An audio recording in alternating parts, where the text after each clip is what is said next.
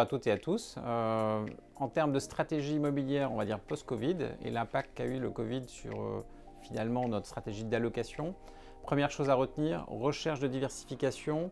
Comme tout investisseur, on a été très nous investis sur le bureau et le logement. On a une recherche de diversification sur la logistique notamment, tout ce qui est résidence-service et de façon étendue également à l'immobilier de santé. Donc stratégie de diversification, c'est le premier point.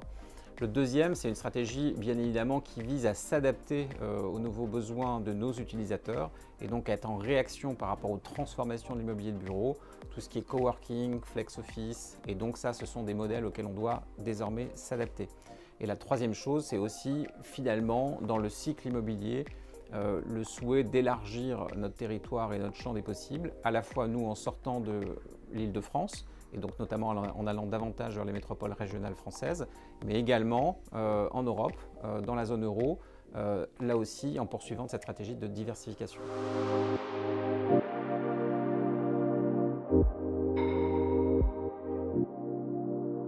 Alors aujourd'hui, je pense qu'on assiste à deux révolutions et là vous avez repris notamment la thématique du dernier livre de Jean Viard en disant la révolution est arrivée avec un gros point d'exclamation, c'est vrai.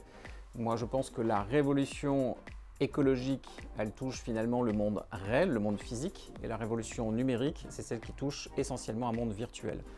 On est dans l'immobilier, on gère des actifs réels et donc on est directement impacté tout de suite par cette révolution écologique. Et donc c'est celle qui effectivement prime dans nos organisations immobilières parce qu'on doit apporter des réponses très vite, à la fois sur les développements, les immeubles que nous fabriquons, que nous construisons, notre participation et notre contribution à la fabrication de la ville de demain, et bien évidemment la transformation écologique et la transition environnementale qu'on doit apporter à notre stock d'immeubles, à l'ensemble des immeubles construits et bâtis, pour lequel très vite il faut aussi s'adapter au changement climatique.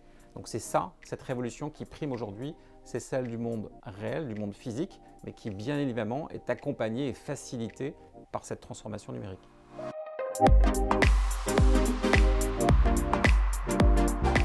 Alors aujourd'hui, approche servicielle, on a des utilisateurs qui dans notre monde, notamment dans l'immobilier de bureau, finalement nous demandent pas simplement de louer des mètres carrés, mais de louer des mètres carrés utiles. On avait auparavant un triptyque qui était simple, on louait les murs et on avait un bail commercial qui était conclu et finalement une clause de revoyure avec nos clients utilisateurs tous les 6 ans ou tous les 9 ans. On est dans un monde qui s'est transformé.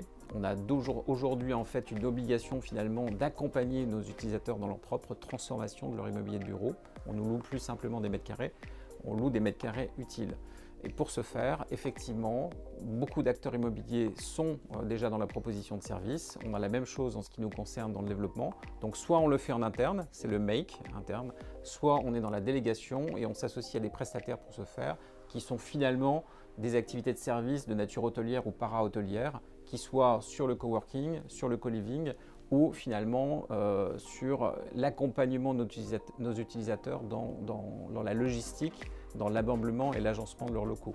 Donc ce triptyque du make or delegate se met en place et Groupama Immobilier, comme tous les acteurs de place, participe de ce mouvement fort où on a une transformation. Je pense que dans moins de 10 ans, on ne reconnaîtra pas l'offre de services, notamment en immobilier de bureau, qui est faite par les grands bailleurs, par les grands propriétaires.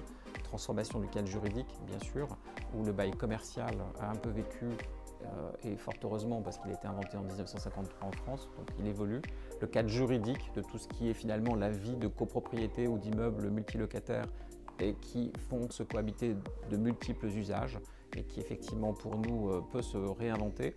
Et puis un cadre bien évidemment, on va dire serviciel, où les acteurs, les filiales doivent proposer ces activités de nature hôtelière ou para-hôtelière.